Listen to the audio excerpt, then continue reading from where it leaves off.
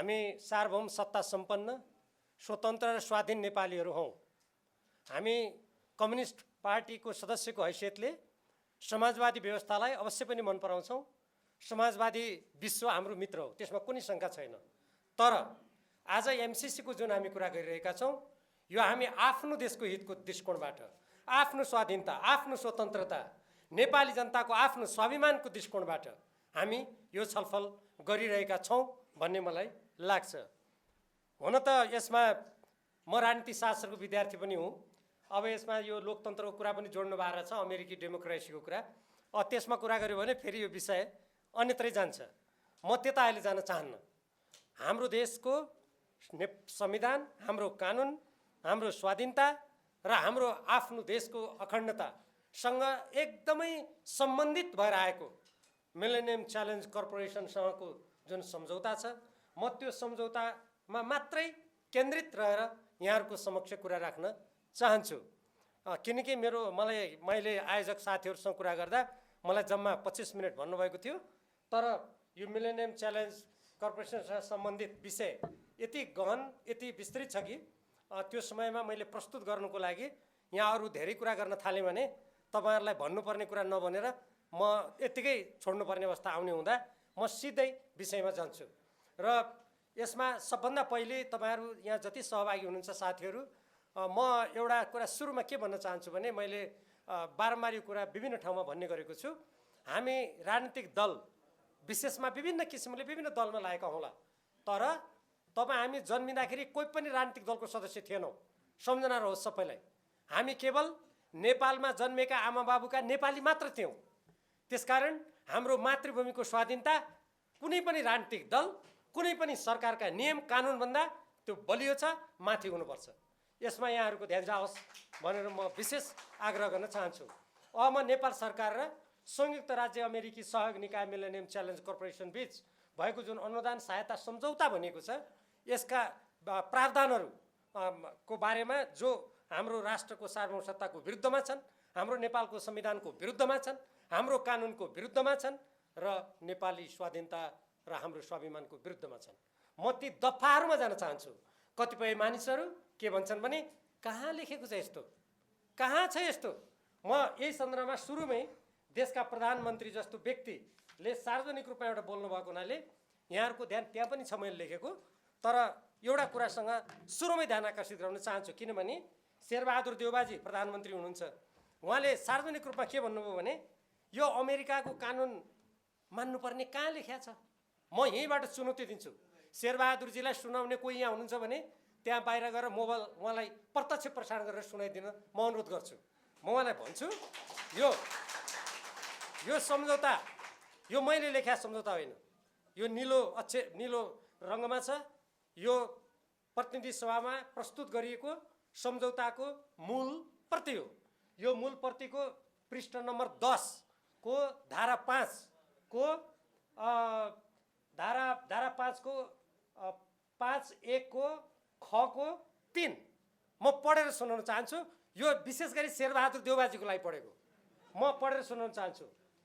MCC वित्तीय व्यवस्थाको उपयोग वा प्रस्तुत सम्झौताको निरन्तर कार्यान्वयन वा कार्यक्रमले वर्तमान वा भविष्यमा लागू हुने प्रचलित कानुन वा संयुक्त राज्य अमेरिकाको सरकारको नीतिको उल्लङ्घन गरेमा।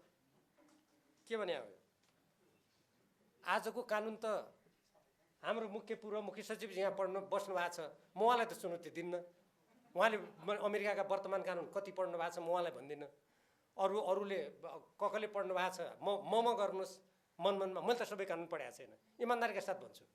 चाहिने जति यो एमसीसी को कानुन पढेको छु, अरू केही अमेरिकाको रक्षा मन्त्रालय, परराष्ट्र मन्त्रालयले अहिलेको यो खास गरी विश्वव्यापी सुरक्षासँग सम्बन्धित त मैले पढेको छु, तर अमेरिकाको सबै कानुन मैले पढेको छैन। त्यो कानुन त छोडिदिनुहोस्, भविष्यमा बन्ने कानुन गजब छ। यो नेपालीहरू सबै मूर्खै हुन्छन् भन्ने लेख्या होला होइन यो। तर यो सम्झौता गर्नेहरू मात्रै मूर्ख नेपाली हुन्, हामी होइनौँ। यो कुरा बुझ्नु पर्यो। त्यसकारण अब यसमा मैले यति भने यो शेरबहादुरजीलाई सुरुमै सुनाउनु पर्यो नि, हाम्रो देशको प्रधानमन्त्रीलाई। अब हेर्नुहोस्, अब यो सबै पढ्दाखेरि त धेरै समय लाग्ने खतरा देखेँ मैले है। अब मैले वाचन गरौँ के गरौँ म दुविधामा छु, तर म एकदमै छिटो जान्छु। कृपया मलाई समात्ने कोसिस गर्नु होला। एमसीसी को यो हस्ताक्षर सुरक्षा रणनीतिको प्रस्तावनाको उल्लेख गरेको छु मैले। सन् 2003 मा यो कतिपय मान्छेहरू भन्छन् यो एमसीसी कहाँ अहिले 2018 मा यो हिन्द प्रशान्त रणनीति आएर गरे हो नि। मैले 2003 को तत्कालीन अमेरिकी राष्ट्रपतिले गरेको घोषणा रक्षा मन्त्रालयको प्रतिवेदन पढेको छु र त्यहाँ के छ मिलेनियम च्यालेन्ज एक्ट बनेको र 2004 देखि के कार्यान्वयन गरिएको अमेरिकाको राष्ट्रिय सुरक्षा हित साधनालाई महत्त्वका साथ लिएको छ। यसमा नेपालमा एमसीसीको नेतृत्वमा मै 2014 मा नेपालको आर्थिक वृद्धिको चिरफार नेपाल ग्रोथ डायग्नोस्टिक भन्ने प्रतिवेदन तयार गरेको छ। आजकल कोही एमसीसी का दलालहरू भन्छन् यो त कहाँ नेपालले छानेको योजना हो। म उहाँहरूलाई यहीँबाट चुनौती दिन्छु, त्यो नेपाल ग्रोथ डायग्नोस्टिक भन्ने प्रतिवेदन पढ्नुहोस्। एमसीसी का अधिकारीहरूले कसरी नेपालका कर्मचारीलाई डिक्टेट गरेको छ, कसरी त्यहाँ उनीहरूले चाहिँ यो योजना बना भनेर त्यहाँ भनेको छ, कसरी पैसा त्यहाँ लागु गरेको छ। होइन सरकारमा बसेर प्रतिवेदन नपढ्ने यस्तालाई जाहिर खाने अधिकार छ। त्यहाँ हेर्नुहोस् त्यो छ।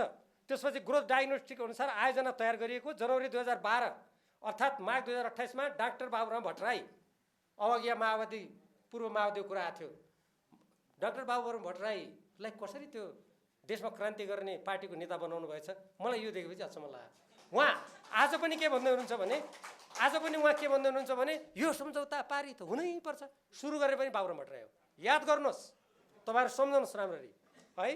अनि त्यसपछि पत्राचार औपचारिक रूपमा पहिलो पत्राचार गर्ने व्यक्ति डाक्टर बाबुराम भट्टराई है। त्यसपछि अमेरिकी हिन्द प्रशान्त रणनीतिमा यो हिन्द प्रशान्त रणनीतिको अङ्ग कसरी हो भन्ने कुरामा त्यहाँ चाहिँ अमेरिका र यसका मित्रहरूले प्रतिद्वन्द्वीलाई रोक्न अमेरिकी सेना सबैको क्षमताको उपयोग गर्ने भनेर अनि त्यो यो सरेन के भएर हेर्नुहोस् त्यहाँ लेखेको छ एमसीसी अमेरिकी रक्षा र सुरक्षा नीति तथा हिन्द प्रशान्त रणनीतिको अङ्ग रहेको तथ्य निम्न दस्तावेजहरूबाट प्रष्ट हुन्छ। त्यो दस्तावेजको सबै व्याख्या गर्ने त यहाँ समय छैन। तपाईहरुलाई खाली जानकारीको लागि नोभेम्बर 2019 मा प्रकाशित स्वतन्त्र खुला हिन्द प्रशान्त भन्ने दस्तावेजको पृष्ठ 1, डिसेम्बर 2017 को राष्ट्रिय सुरक्षा रणनीतिको पृष्ठ 39, जुन 2019 को हिन्द प्रशान्त रणनीति को पृष्ठ 38 पृष्ठ 45 देखि विस्तृत रूपमा उल्लेख गरेको छ। त्यस्तै मई 14 2019 मा अमेरिकी उपसहायक मन्त्री डेभिड जे रेन्जले प्रष्ट रूपमा भनेका छन् र त्यस्तै अर्को अमेरिकी सहायक राज्य मन्त्री एलिस वेल्सले यो एमसीसी भनेको हिन्द प्रशान्त रणनीतिको अङ्ग हो भनेका छन्। तर मलाई आश्चर्य लाग्छ नेपालका कोही हामी खुबै विद्वान हौं कहाँ पढेको छ भन्ने मान्छेहरू के भन्छन् भने कहाँ यो त एमसीसी अङ्गै होइन। अमेरिकाको मन्त्रीले भन्ने यी कस्ता दलाल हुन्, अमेरिकाको मन्त्रीले त्यसो भन्छ होइन भन्ने कस्ता दलाल हुने, चिनो यिनलाई।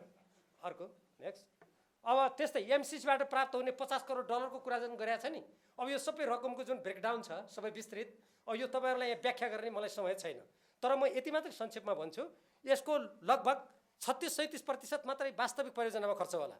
अहिले 5 तारे होटलमा एक एन्ड यतिमासको कार्यालय छ।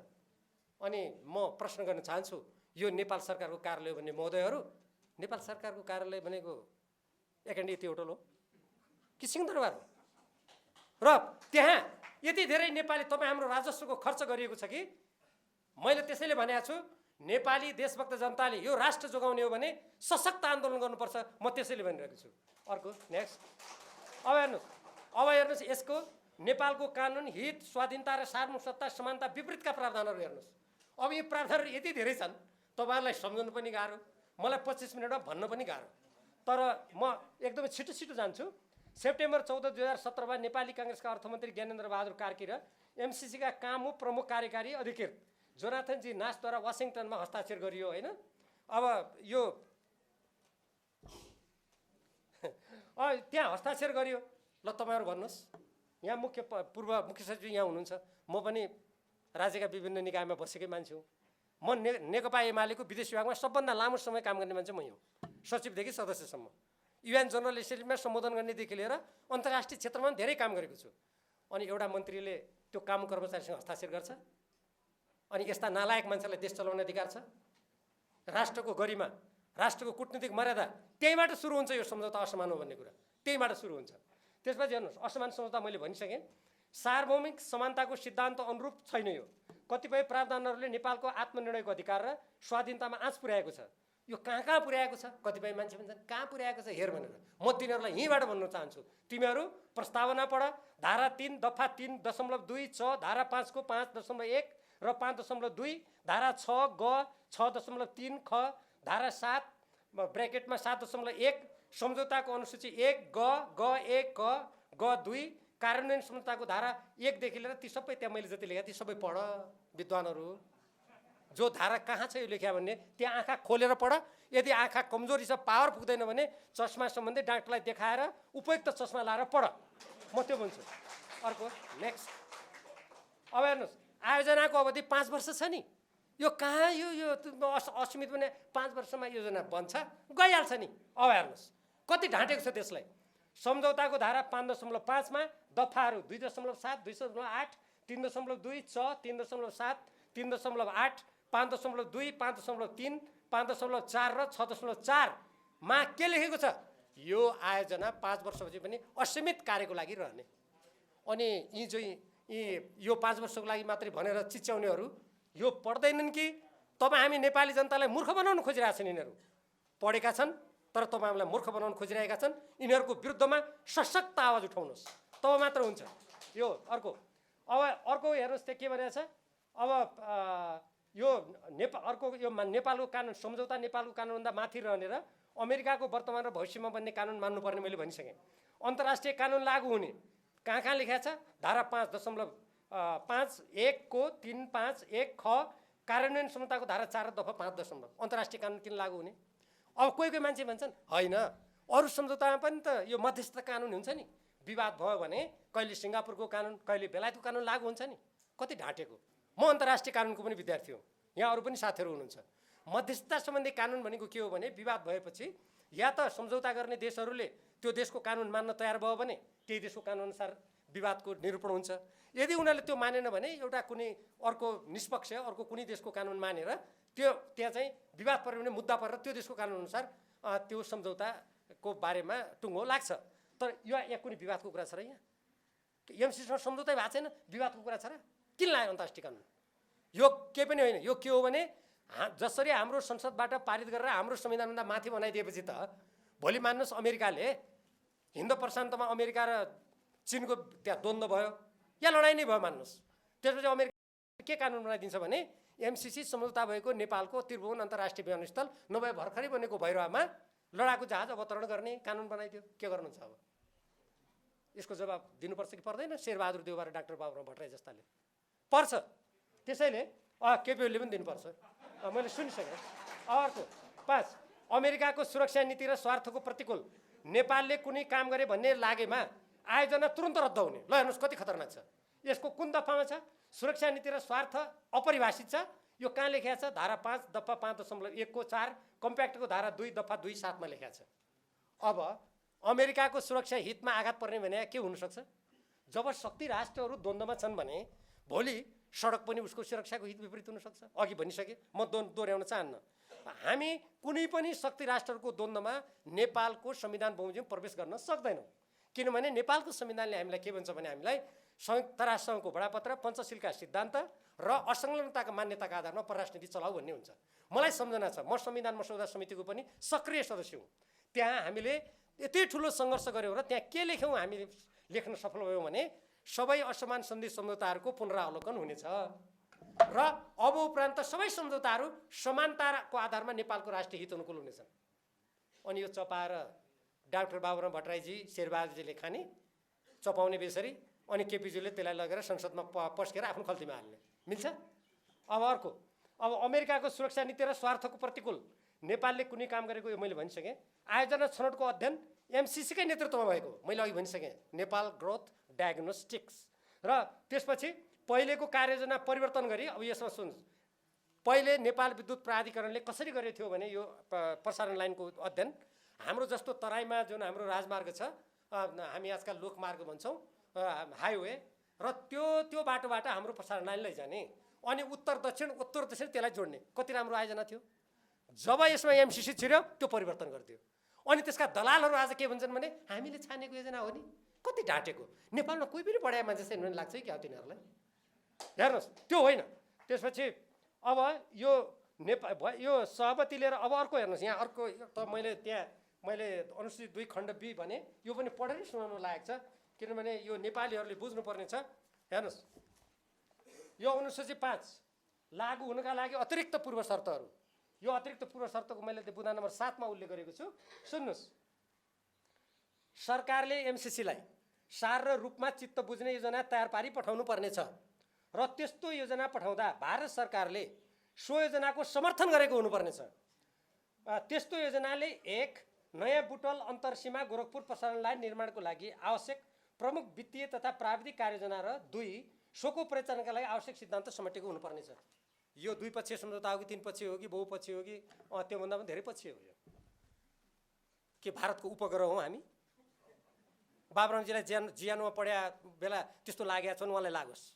नेपाल उपग्रह होइन कुनै पनि देशको। केपी ओलीजी र शेरबहादुरलाई लागेको हो भने उपग्रहको प्रधानमन्त्री किन हुने? मुख्य ग्रहकै प्रधानमन्त्री हुनु गएको नि, यहाँ किन हुने? त्यसकारण नेपाल कुनै पनि देशको उपग्रह होइन। यदि द्विपक्षीय सम्झौता हो भने तेस्रो देशको सहमति लिनुपर्ने कुरा, यो सरासर नेपालको सार्वभौमसत्ताको विरुद्धमा छ। अर्को हेर्नु, विद्युत प्रसारण लाइन र आयोजनामा उपयोग हुने भूमिमा एमसिसीको अनिश्चित काल नियन्त्रण हुने। तपाईहरु सबैलाई घोच्यो अलिअलि? सुन्नुहोस्, नेपाल सरकारको नियन्त्रण स्वामित्व नरहने। यसका दलालहरू के भन्छन् भने कहाँ नियन्त्रण लेख्या छ? पढ्नुहोस्, कम्प्याक्टको धारा 1 को 1.2 बी आई 1.2 दफा 1.2 बीमा लेख्या छ। पढ्नुहोस् राम्ररी। अनि नेपालमा प्रसारण लाइन बनाउने र त्यसले चर्चेको जमिनमा असीमित रूपमा कुनै कम्पनीको कब्जा हुने भनेपछि नेपाल उपनिवेशकरणको बाटोमा गएन? म तपाईहरुलाई सोध्छु यहीँबाट प्रश्न, तपाईहरु स्वाधीन र स्वतन्त्र नेपालका नागरिक भएर बाँच्न चाहनुहुन्छ कि उपनिवेशीकरण भएको नेपालको नागरिक भएर बाँच्न चाहनुहुन्छ? ल भन्नुहोस् त, कोही बोल्नै भएन। यदि स्वाधीन भएर स्वतन्त्र नेपालको नागरिक बन्न चाहनुहुन्छ भने यसको विरुद्ध लड्नु बाहेक नेपालीको अगाडि विकल्पै छैन। कि त संसदमा यो बन्द हुनु पर्यो, यो ल्याउनु भएन। नेपाल सरकारले असीमित अधिकार एमसिसी नेपाललाई दिने, असीमित अधिकार। कुनै पनि सार्वभौम राज्यले कुनै पनि एउटा कम्पनीलाई आफ्नो अधिकार दिँदैन, दिन मिल्दैन। उसले चाहिँ आफ्नो नीति नियम कानुन बमोजिम सीमित अधिकारको प्रयोग गर्न मात्रै दिन्छ राज्यले, आफ्नै देशको संस्थालाई पनि दिँदैन। तपाईलाई थाहा होला, विद्युत प्राधिकरणले कुनै काम गर्नु पर्यो भने त्यसलाई कानुन कसले बनाएर दिन्छ? राज्यले बनाएर दिन्छ हैन, संसदले बनाउँछ। र त्यसले एउटा आफ्नो भित्री विनियम चाहिँ त्यसले बनाउन सक्छ, तर त्यसले नियमावली बनाउनु पर्यो भने क्याबिनेटमा पठाउनु पर्छ, हो कि हैन? अनि आफ्नै देशको संस्थालाई असीमित अधिकार नदिने, अब एमसिसीलाई नेपाल सरकारले असीमित अधिकार दिन्छ, अनि नेपालको स्वाधीनता जोगिन्छ? सोच्नुहोस्, सरकारले कुनै नीति निर्देशन दिने र अनुगमन समेत गर्न नपाउने, नेपालको कानुनमा त्यस्तो गर्न पाउने व्यवस्था छैन। एमसिसी अमेरिकाको नियन्त्रण र निर्देशनमा चल्ने। एमसिसीले नेपाल सरकारलाई समेत सुझाव सल्लाह दिएर त्यसलाई नेपालले मान्नै पर्ने। हाम्रा सुझाव मान्नु नपर्ने।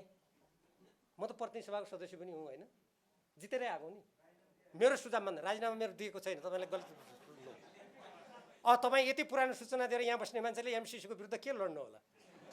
त्यसकारण त्यो हेर्नु है, यो नेपालको कानुनमा त्यस्तो गर्न पाउने व्यवस्था छैन र यो एमसिसी अमेरिकाको नियन्त्रण र निर्देशनमा चल्ने, सुझाव मान्नै पर्ने उसले दिएको। र यो कहाँ लेखिया छ भन्ने कुरा त्यहाँ बुँदा लेखिसकेँ, त्यहाँ लेखिया छ, म नपढौँ होला, समय धेरै लाग्छ। तपाईँ हेर्नुहोस्, त्यहाँ बुँदा मैले धेरै लेखेको छु, त्यहाँ धारा धारा मैले अकाट्य रूपमा लेखेको छु। मैले शेरबहादुर देउवाजी, केपी ओलीजी र जो जीहरू राज्य चलाउने छन्, पुष्पकमल दाहालजी, माधव नेपालजी, जो जीहरू हुनुहुन्छ, यदि उहाँहरू बहस गर्न चाहनुहुन्छ भने टुनी खेलमा जाउँ, योभन्दा धेरै क्यामेरा राखौँ, म यो सम्झौताका धारा राख्छु, उहाँहरू त्यसको जवाब दिनुहोस्, म बहस गर्छु। अब हेर्नुहोस्, आयोजनाको सञ्चालन, नियन्त्रण, व्यवस्थापन तथा सुपरिवेक्षण सम्बन्धी अधिकार एमसिसीमा रहने र उसले नीति निर्देशन एमसिसीले एमसिए नेपाल मार्फत दिने। त्यो कति बुँदामा छ त्यहाँ लेखिसकेँ, म त्यो दोहोऱ्याउन। त्यहाँ थुप्रो छ, जस्तो परिशिष्ट 1C2 कार्यान्वयन सम्झौताको धारा 1.2 A amended and initial engagement technical assistant grant agreement त्यहाँ छ, हेर्नुहोस्। अब त्यस्तै एमसिसी जुनसुकै बेला पनि सम्झौता गर्न रद्द गर्न सक्ने एमसिसीले, तर नेपालले गर्नु पर्यो भने धेरै दायित्व वहन गर्नुपर्ने, धेरै दायित्व वहन गर्नुपर्ने। नेपालले 30 दिनको सूचना दिएर सम्झौता गर्न सक्ने, तर धेरै दायित्व बोक्नुपर्ने। कार्यान्वयन सम्झौताको धारा 4 दफा 5.7 मा छ, यो दफा पनि के छ? असमान छ। र नेपालले 13 करोड डलर आयोजनाका लागि अनुदानको रूपमा दिनुपर्ने। चाखलाग्दो लाग्यो नि तपाईँहरूलाई? यसका दलालहरू भन्छन् अमेरिकाको त कहाँ र अनुदान हो नि, अनि अमेरिकी राजदूतले एउटा टेलिभिजनमा भन्नुहुन्छ कहाँ अनुदान हो र लगानी हो। अब अमेरिकी राजदूत भन्दा ती दलालहरू कस्ता अमेरिका है, अचम्म लाग्छ मलाई। अमेरिकी राजदूत त्यस्तो भन्ने, अनि त्यसको पक्षमा बोल्ने या चर्को स्वरमा बोल्ने भने कहाँ र अनुदान हो, अमेरिकी राजदूत हुन्छ कहाँ हो र लगानी हो। अब अमेरिकी राजदूत हुन् कि अमेरिकाका ती भन्नेहरू हुन् प्रश्न। अनि त्यसपछि 13 करोड अनुदानको रूपमा दिनुपर्ने, अनि नेपालले अनुदानको रूपमा एमसिसीलाई किन दिनुपर्ने 13 करोड किन? अनि बौद्धिक सम्पत्तिमा एमसिसीको असीमित र एकलौटी अधिकार हुने, असीमित र एकलौटी, त्यसमा अरू थुप्रै विश्लेषणहरू जोडिएको छ होइन। सम्झौताको यो कहाँ छ भन्ने कुरा सम्झौताको धारा 3 दफा 3.2.3 कार्यान्वयन सम्झौताको धारा 2 दफा 2.12A अनुसूची 4A हेर्नुहोस् यस्तो छ। अब त्यसपछि आयोजनामा रद्द भएमा नेपालले रकम फिर्ता पाउने प्रावधान छैन। फेरि 13 करोड डलर नेपालले अनुदान दिनुपर्ने।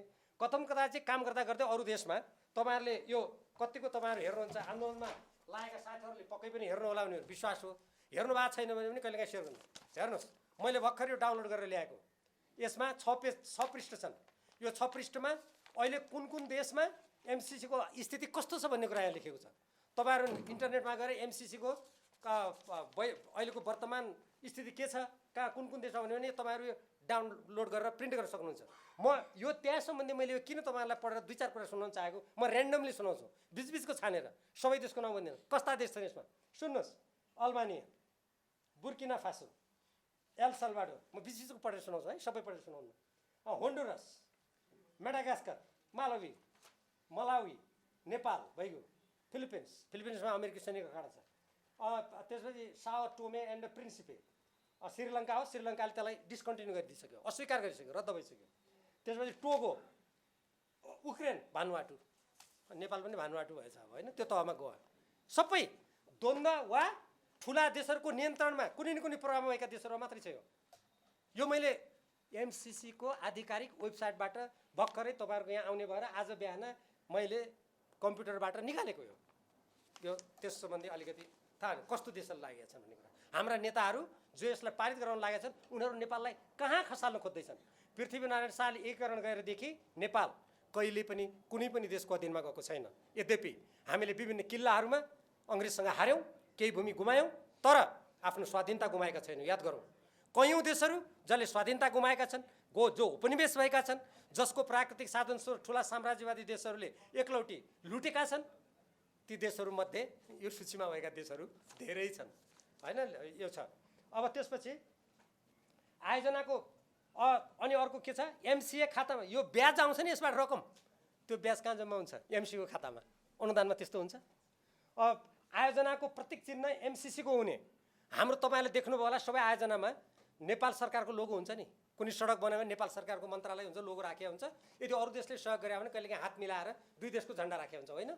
तर यो आयोजनामा नेपाल सरकारको लोगो हुँदैन, एमसिसीको मात्र लोगो हुन्छ। अनि नेपालको परियोजना हो यो। प्रतीक चिन्ह, यसले आयोजना नेपालको नभए एमसिसीको भएको भन्ने अर्थ लाग्छ। यो कार्यान्वयन सम्झौताको धारा त्यतिमा छ। आयोजनामा नेपाल सरकारका कुनै निकायलाई संलग्न गराउनु परे एमसिसीको स्वीकृति लिनुपर्ने। कस्तो देश हो यो? हाम्रो देशमा आयोजना आउने अनि आयोजनामा कर्मचारी खटाउनु पर्यो भने एमसिसीको स्वीकृति लिनुपर्ने।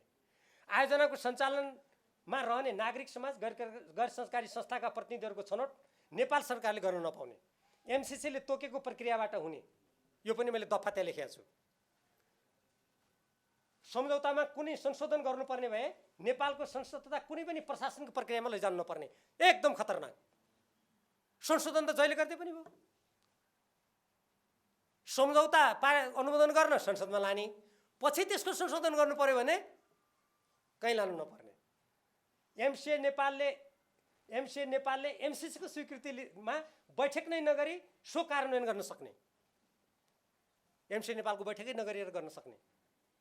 एमसिसीले चाहेको जुनसुकै कुरा सम्झौतामा सहजै रहन सक्ने र त्यसबारे नेपाल सरकार र जनताले जानकारी पाउन नसक्ने।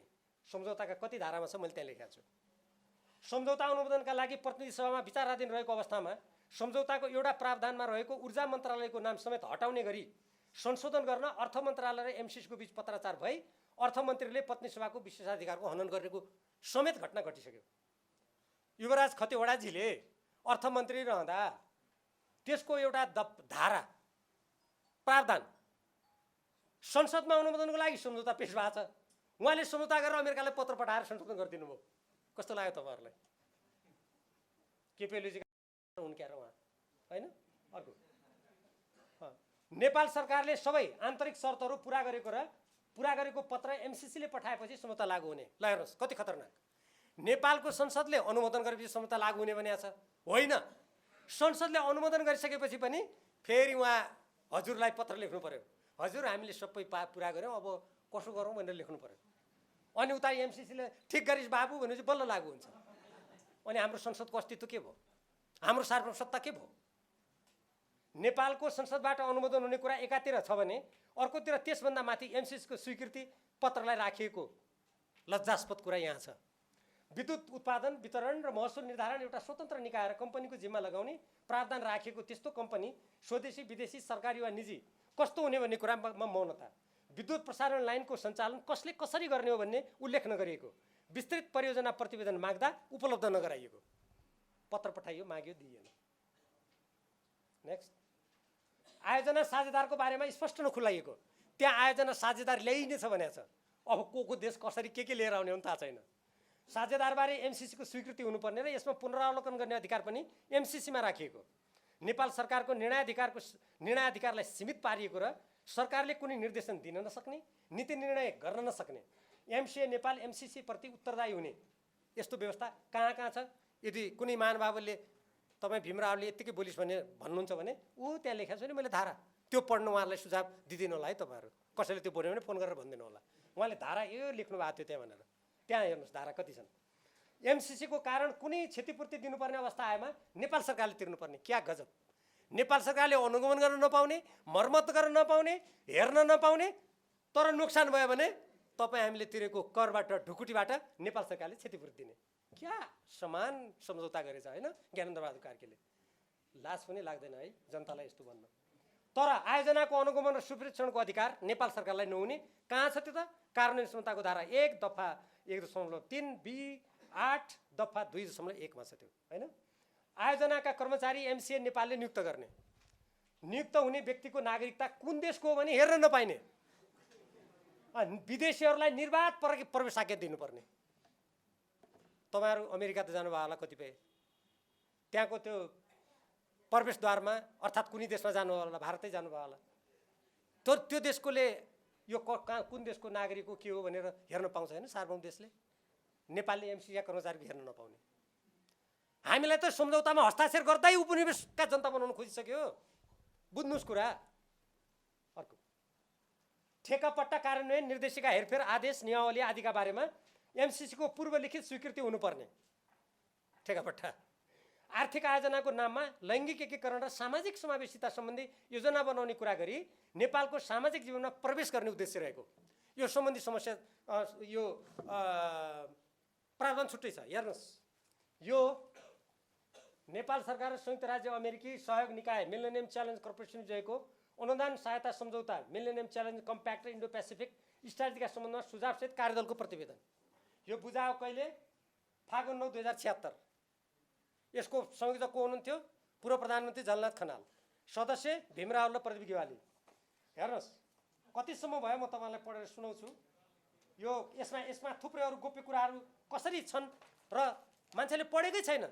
तपाईँहरूले यो कार्यान्वयन सम्झौता कतिले पढ्नु भएको छ? हात उठाउनुहोस् त। छैन, एकजनाले पनि छैन।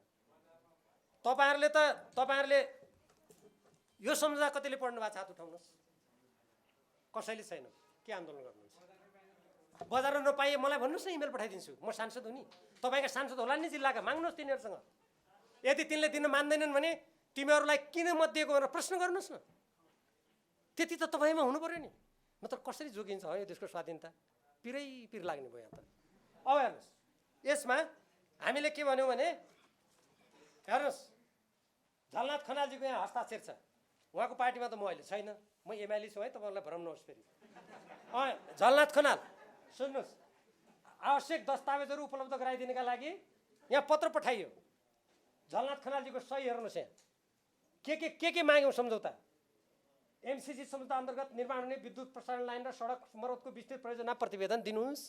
जब कार्यदल बनिएको छ सत्ताधारी दलको 2/3 नजिकको सरकार होइन, अनि माग्यौँ। त्यसपछि environmental and social management plan, social and gender integration plan, procurement agent agreement, project cooperation agreement, Nepal र अमेरिकाबीच भएको स्टेट पार्टनरशिप कार्यक्रम सम्झौता। झलनाथ खनालजी त मभन्दा धेरै ठुलो नेता होइन, प्रधानमन्त्री भइसक्या। उहाँले हस्ताक्षर गरेर हामीले माग्दाखेरि म जसको सदस्य थिएँ, नेपाल कम्युनिस्ट पार्टी नेकपाको थाई कमिटीको सदस्य, पूर्व प्रधानमन्त्री झलनाथ खनाल सचिवालयको सदस्यलाई ती दस्तावेज दिएन। आजसम्म हाम्रो हातमा छैनन्। थाहा पाउनुहोस्, यदि त्यहाँ कुनै गडबडी छैन भने किन नदिएको? यो प्रश्न मलाई लाग्छ सञ्चार माध्यमबाट सोझै गइरह होला जनतामा। आर्थिक आयोजनाको नाममा लैङ्गिकीकरण मैले जुन भने त्यो मैले यहाँ जोडेँ त्यसलाई। एमसिए नेपालको बोर्ड नेपाल सरकारबाट स्वतन्त्र हुने। यहाँ कर्मचारी कसैले यो अमेरिकाको अलिकति यो जसरी पनि लिनुपर्छ भन्ने केही तर्क दिनेहरूले के भन्छन् भने होइन, एमसिए नेपालको कार्यालय छ नि, हाम्रा अर्थ सचिव त्यसका प्रमुख हुनुहुन्छ। अर्थ सचिवलाई त उहाँ एक ह्यान्डले यति पुर्याइसक्यो होटलमा, के का अर्थ सचिव? त्यो बोर्ड नेपाल सरकारबाट स्वतन्त्र हुने, त्यसको निर्णय न्यायालय बाहेक कुनै सरकारी निकायले पुनरावलोकन गर्न नसक्ने, बोर्डले नियम तथा निर्देशिका दस्तावेजहरू एमसिसीको स्वीकृति लिएर संशोधन गर्न सक्ने, नेपाल सरकारको यसमा भूमिका नरहने। अनि त्यो बोर्ड नेपाल सरकारको अन्तर्गत भयो त? यदि नेपाल सरकारका कुनै मुख्य सचिव मन्त्रीलाई अलमल छ भने म कानुनको विद्यार्थी हुँ, मेरो कानुनी सल्लाह लिए हुन्छ नि, म दिन्छु नि के हुन्छ भन्ने कुरा। अर्को, आयोजनाको लागि आवश्यक सामग्रीको प्राप्ति अमेरिकी सङ्घीय कानुन बमोजिम एमसिसीले गर्ने होइन। अमेरिका हो कि नेपाल हो? यो कि नेपालका मान्छे धेरै अमेरिका जान चाहन्छन् भने नेपाललाई नै अमेरिका बनाइदिउँ भने ठाने हो कि? अनुदानको व्यवस्थापन, नियन्त्रण तथा निकास सम्बन्धी सम्पूर्ण अधिकार समेत एमसिसीमा निहित हुने। कार्यान्वयन सम्झौताको बुँदा दफा यति। एमसिसीका बहालवाला र भूतपूर्व कर्मचारीहरू सम्झौताका गर्नुपर्ने तर नगरिएका कार्यबाट सिर्जना हुने क्षतिबाट पूर्ण रूपमा उन्मुक्त रहने। कूटनीतिमा के हुन्छ भने कूटनीतिक उन्मुक्ति भनेको त्यो जो कूटनीतिक प्रावधान बमोजिम नेपाल आएका कर्मचारी हुन् उनीहरूलाई त्यो कूटनीतिक उन्मुक्ति मात्रै हुन्छ। उनीहरूले अपराध गरेमा वा उनीहरूले गर्नुपर्ने कर्तव्य नगरेमा उनीहरू त्यो कानुन आकर्षित हुन्छ त्यहाँ। तर एमसिसीका कर्मचारीहरूलाई कूटनीतिक उन्मुक्ति मात्र होइन, नेपालमा कुनै आपराधिक घटना घटायो भने पनि उनीहरूलाई उन्मुक्ति छ र त्यसमा उनीहरूलाई कसैले छुन सक्दैन। र उनीहरूले कूटनीतिक मान्यता अनुरूप उन्मुक्ति हुन सक्ने भए पनि सम्झौता अनुरूप गर्नुपर्ने काम नगरी नेपाललाई क्षति पुग्ने कार्य गर्दा समेत नेपालको कानुनले नछुने। यहाँ आएर नेपाललाई क्षति हुने उनले काम गर्यो भने पनि तपाईँ हामीले एमसिसी जिन्दाबाद, एमसिसीका कर्मचारी महान हुन् भन्नुपर्ने। एमसिसीसँग सम्झौता गर्ने पहिलो देश माडागास्कर तथा दक्षिण एसियाका श्रीलङ्का र मलेसियाको अनुभव नकारात्मक रहेको, श्रीलङ्काले सम्झौतालाई रद्द गरिसकेको। नेक्स्ट, सम्झौता र कार्ययोजनाका कतिपय प्रावधानहरू संयुक्त राष्ट्रसङ्घको बडापत्र, पञ्चशील र असंलग्नताका सिद्धान्तमा आधारित नेपालको स्वतन्त्र परराष्ट्र नीति, नेपालको संविधानमा उल्लेखित समाजवाद उन्मुख शासन व्यवस्था तथा राष्ट्रिय हित, स्वाधीनता र स्वाभिमानको प्रतिकूल रहेका, आयोजनाको छनौटमा एमसिसीलाई चित्त बुझ्ने गरी तथा भारतको सहमति लिएको हुनुपर्ने प्रावधानले नेपालको स्वर निर्णयको अधिकार र स्वाधीनतामा असर पर्ने, यस्तो प्रावधानले भविष्यमा अन्य देशसँग विकास सहायता लिने कार्यमा समेत नराम्रो नजिर स्थापित हुने। तपाईँहरूलाई एउटा कुराको म तपाईँलाई जानकारी त होला तर उभिराखेपछि भनिहालौँ यो कुरा पनि। भारतले 1950 को सन्धिलाई संयुक्त राष्ट्रमा लगेर उसले दर्ता गरिसकेको छ। तपाईँहरूलाई कतिलाई थाहा छ यो कुरा? अब भारत के कुरा हेरिरहेछ भने यो एमसिसी सम्झौता प्रतिनिधि सभामा पारित हुने बित्तिकै 1950 सन्धिका सम्पूर्ण प्रावधानहरूलाई सक्रिय पार्नको लागि भारत अगाडि बढ्छ। त्यसको एउटा खतरनाक प्रावधान के छ भन्दाखेरि नेपालमा भारतीयहरूले निर्वाध रूपमा जग्गा जमिन किन्न पाउने, जो पछि पञ्चायती व्यवस्था लागू भइसकेपछि जसलाई कानुन कार्यान्वयनबाट त्यसलाई व्यवहारमा त्यसलाई निष्क्रिय पारियो। पछि भारतीयहरूले यहाँ उद्योग खोल्नु पर्दा कुनै न कुनै नेपालीलाई खडा गरेर उसको नाममा खोल्नुपर्ने बाध्यता त्यसरी सिर्जना भएको हो। अब यदि यो सम्झौता प्रतिनिधि सभाबाट पारित भयो भने 1950 को सन्धि लगायत नेपालमा जति पनि विकास आयोजना आउँछन् र ती ठुला देशको प्रतिस्पर्धाको चङ्गुलमा परेर तिनीहरूको भुमरीमा नेपाल परेर प्रत्येकले अब के गर्नेछ भने यसै गरी कानुन पारित गराउने र आफ्नो रणनीतिक उद्देश्य नेपालबाट प्राप्त गर्ने। 1950 को सन्धि त्यसमा अग्रपङ्क्तिमा आउनेछ। त्यसपछि नेपालको दशा के हुन्छ? नेपाल जस्तो चीन र भारतको बीचमा अत्यन्त संवेदनशील भू राजनीतिमा रहेको देशमा यस्तो स्थिति आयो भने हामी नेपालीहरूको हालत के होला हामी सबैले सोचौँ। प्रतिवेदनको प्रकरण 4.4, 5.6, 8.9, 10.6, 11.6 र 12 मा उल्लेखित विषयमा त्यसैले माथिका जुन विषयहरू हुन् यसमा अत्यन्तै गम्भीर हामी भएनौँ भने नेपालीहरूले आफ्नै देशमा पराधीन हुनुपर्ने खतरा हाम्रो अगाडि छ। नेक्स्ट, कम्प्याक्ट अर्थात् मूल सम्झौतामा कतिपय प्रावधानसँग मेल नखाने वा अझ तिनलाई नेपालको अहितमा हुने गरी अर्थमन्त्री डाक्टर युवराज खतिवडाले एमसिसी कम्प्याक्ट अपरेसनका उपाध्यक्ष एन्थोनी टेलरसँग पदीय मर्यादा समेतको हेक्का नराखी सेप्टेम्बर 2019 मा कार्यान्वयन सम्झौता गर्नुभयो।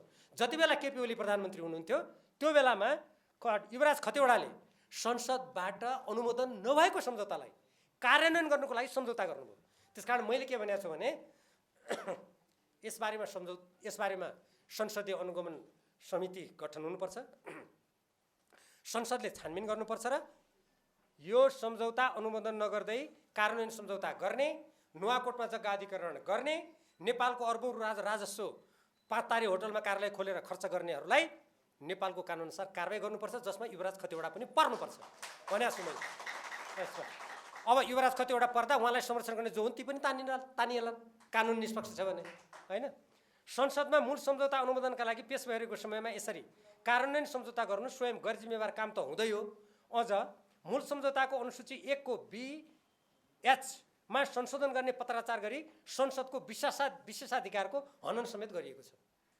अब संसदको विशेषाधिकार हनन गरिएकोमा अग्नि सापकोटाजीको पनि ध्यान आकर्षित गरौँ कि हेर्नुहोस् भनेर गरौँ, होइन त? ल गरौँ। 33 खर्च कटौतीको कुरा गर्ने सरकारले एमसिसीको कार्यालय मैले भनिसकेँ, पाततारी होटलमा राखेर नदोहोर्याउँ। एमसिसीको सम्झौता अनुरूप विद्युत नियमन आयोग नियमावलीको नियम 39 मा हेर्नुहोस् कसरी मसिनो ढङ्गले अघि हाम्रो डाक्टर परसाईले त्यहाँ अलिकति पुँजीवादको व्याख्या गर्नुभएको थियो, त्योसँग यो सम्बन्धित छ। हेर्नुहोस् के लेखेको छ त्यहाँ, के भन्छ? एमसिसीको सम्झौता अनुरूप विद्युत नियम आयोग नियमावलीको नियम 39 मा त्यो नियम विद्युत नियम आयोग नेपाल सरकारले बनाउँछ। त्यो आयोगको सदस्यले खुला समाज, खुला राजनीति, उदार अर्थनीति बमोजिमको सोच र व्यवहार आत्मसात गरेको हुनुपर्ने उसको योग्यता कस्तो लाग्यो तपाईँहरूलाई? नेपालको संविधानमा लेखेको छ समाजवाद उन्मुख व्यवस्थामा जाने, अनि यो सम्झौतामा लेखेर कानुन बनाउँछ यो सरकारले उदारवादमा। यही हो राष्ट्रपतिको गद्दारी भनेको, यही हो। यसको कुनै यस्तो गद्दारीको आँखा, सिङ, कान, पुच्छर परबाट हुँदैन, यस्तै कुरा हुन्छ, ठ्याक्क चिन्नुपर्छ। त्यसैले अब यसमा उदारवाद र नव उदारवाद यसमा वकालत गर्नेहरूलाई मात्रै यो एमसिसीको योजना दिने भनेको छ। अब मिल्यो त नेपालको संविधानसँग? नेपालको संविधान भन्छ समाजवाद उन्मुखमा जाने, कुनै कसैको गठबन्धनमा नजाने। अनि एमसिसी सम्झौतामा यो एमसिए एक्ट जुन छ, उसको एमसिसी सम्बन्धी ऐन जुन छ, उसले भन्छ उदारवाद र नव उदारवादी सिद्धान्त मान्ने देशलाई मात्रै दिने। मिल्यो त? नेपालको संविधानले समाजवाद जाने भन्छ, उसले एमसिसी सम्झौताले भन्छ नव उदारवादमा जाऊ। नव उदारवाद त अमेरिकामै असफल भइसक्यो, नेपालको कुरा के गर्ने? नेक्स्ट, अर्को। अब हेर्नुहोस्, अब पत्राचारबाट सम्झौता संशोधन हुने कुप्रचार, यति त मैले भने यो सम्झौताको बारेमा। अलिकति राजनीतिक पछिल्लो राजनीतिक गठबन्धन सरकार आएपछि शेरबहादुर देउबाजीले हल्ला गर्नुभयो, होइन एमसिसीलाई पत्र पठाउने, प्रश्नहरू पठाएर त्यसको जवाब प्राप्त गर्ने। क्या राम्रो जवाब आयो, आहा आनन्द आयो भन्नु। यो नेपालमा यति लामो कानुनी एउटा पृष्ठभूमि भएको देश छ। यो सभ्यताको दृष्टिकोणले नेपाल विश्वकै अति प्राचीन सभ्यता मध्येको देश हो। नेपालको झन्डा तेस्रो पुरानो झन्डा हो विश्वमा, तेस्रो पुरानो झन्डा, याद गरौँ। अब एमसिसीसँगको सम्झौताका सम्बन्धमा उठेका विषयहरूमध्ये केही विषयमा नेपाल सरकारको तर्फबाट पत्रचार गरिएको छ, अनि उताबाट गजब जवाब आएको छ भने यो नेपाली जनतालाई मूर्ख सम्झने महामूर्खीय विचार हो। कसरी हो भने यो सम्झौता, म कानुनको पनि विद्यार्थी हुँ, हाम्रो यहाँ वास्तुलाजी पनि कानुनकै विद्यार्थी होइन, तपाईँ होइन? हेर्नुहोस्, कुनै पनि उहाँ यहाँ हुनुहुन्छ नि, म एकराजी हुनुहुन्छ, त एकराजी भन्नुपर्ने धर्मजी भन्यो मैले। उहाँलाई पहिलेदेखि चिन्छु नि म एकराजीलाई कानुनमा, उहाँ संविधान बनाउनेलाई पनि बहस हुन्थ्यो उहाँसँग मेरो। अब हेर्नु, यो सम्झौता जुन छ नि, यो सम्झौता कुनै पनि सम्झौता औपचारिक रूपमा दुई देशका प्रतिनिधि बसेर यो संशोधन गर्ने भनेर बैठक पुस्तिकामा सहमति गरेर अनि त्यसलाई औपचारिक रूप नदिएर पत्रबाट कुनै पनि सम्झौता संशोधन हुँदैन है, बुझिराख्नुहोस्। यो शेरबहादुरजीलाई थाहा छैन क्या हो कि उहाँका सल्लाहकारले गलत सम्झौता उहाँलाई राय दियो। उहाँ गएर डलद्रा मेरो दगर अछाम, मैसँग सल्लाह लिए पनि हुने नि, नजिकै त छु होइन। अब म कानुनी सल्लाहकार लिए पनि हुने, अधिवक्तै हुने म पनि, लाइसेन्स छ मसँग, केही छैन। अब हेर्नुहोस्, अब अर्को खतरनाक कुरा, नेपालका प्रधानमन्त्री शेरबहादुर देउबा र नेकपा माओवादी केन्द्रका अध्यक्ष पुष्पकमल दाहाल प्रचण्डले संयुक्त रूपमा एमसीसीलाई पत्र पठाउनु भएको मैले सार्वजनिक सुने। पुष्पकमल दाहाल प्रचण्डजीले हो भन्नुभयो, शेरबहादुरका नजिकका मान्छेले पनि हो भन्नुभयो। शेरबहादुरजीले त प्रधानमन्त्रीको हैसियतले पठाउनु भयो, पुष्पकमल दाहालजीले के हैसियतले पठाउनु भयो कुटनीतिमा? यो संयुक्त पत्र पठाइएको छ भने यो विदेशीको अगाडि गचक्कै घुँडा टेक्ने लज्जास्पद काम हो। र यो चिठी यत्रो विवाद भइसकेपछि म यहीँबाट पनि माग गर्न चाहन्छु, प्रधानमन्त्री शेरबहादुर देउबाजी, नेकपा माओवादी केन्द्रका पुष्पकमल दाहाल प्रचण्डजी, तपाईहरु दुईजनाले अमेरिकालाई के पत्र लेख्नु भएको छ, नेपाली जनतालाई तुरुन्तै त्यो पत्र सार्वजनिक गरेर जानकारी दिनुस्। दिनुहुन्न भने तपाईहरु जनविरोधी व्यक्ति हो। म त्यहीँबाट पत्र लुकाउनु पाइन्छ? यत्रो बहस भएको सम्झौताको बारेमा पत्र गोप्य राख्नु पाइन्छ? यदि उहाँले पत्र ठिकै लेख्नु भएको छ भने किन सार्वजनिक नगरे? किन नगरेको? किन नदिएको? मलाई त दिनुस्, म संसदको सदस्य र अन्तर्राष्ट्रिय सम्बन्ध समितिको पनि सदस्य हुँ।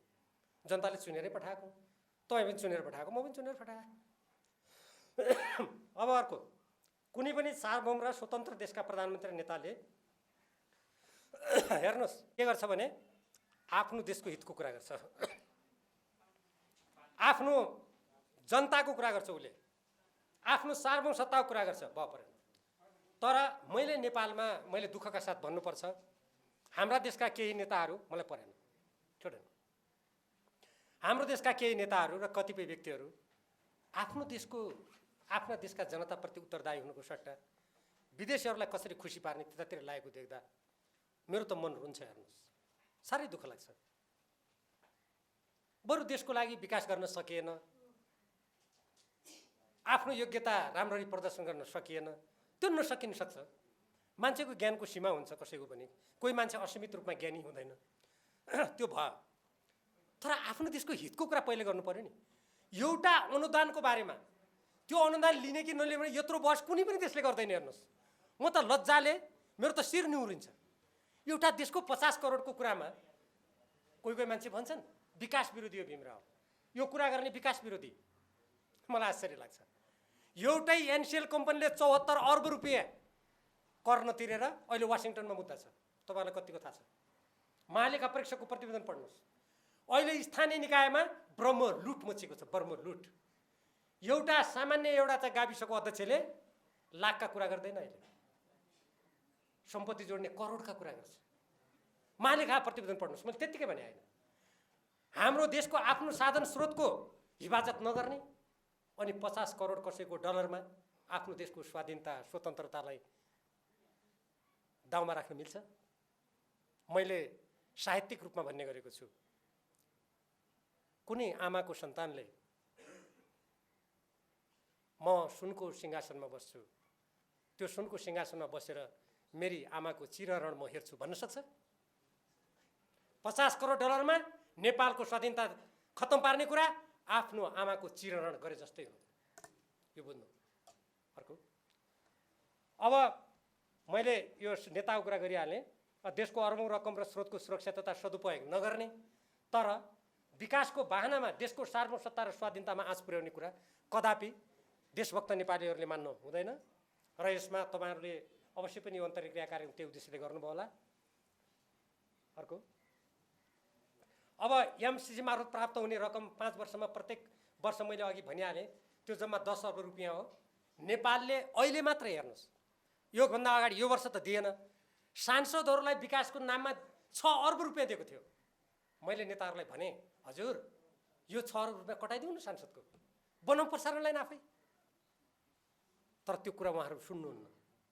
त्यही 50 करोड चाहियो, त्यही 50 करोड चाहियो, किनभने त्यसमा अघिका दफाहरू र धाराहरू छन्, होइन?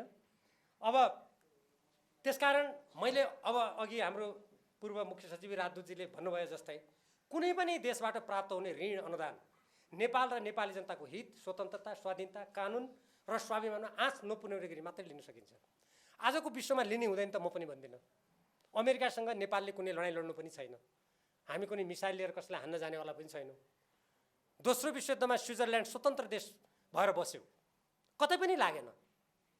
आज पनि विकसित नै छ। हामीले आफ्नो बारेमा आफै निर्णय गर्न दियो, स्वतन्त्र रूपमा बाँच्न दियो मात्रै भनेका छौँ। अमेरिकाको विरुद्धमा यहाँ कुनै अभियान चलाउन खोजेका हामीले छैनौँ। यदि अमेरिकाले निशर्त ढङ्गले सहयोग गर्छ भने आजसम्म लिएकै छौँ त, हामीले कहिले विरोध गरेनौँ।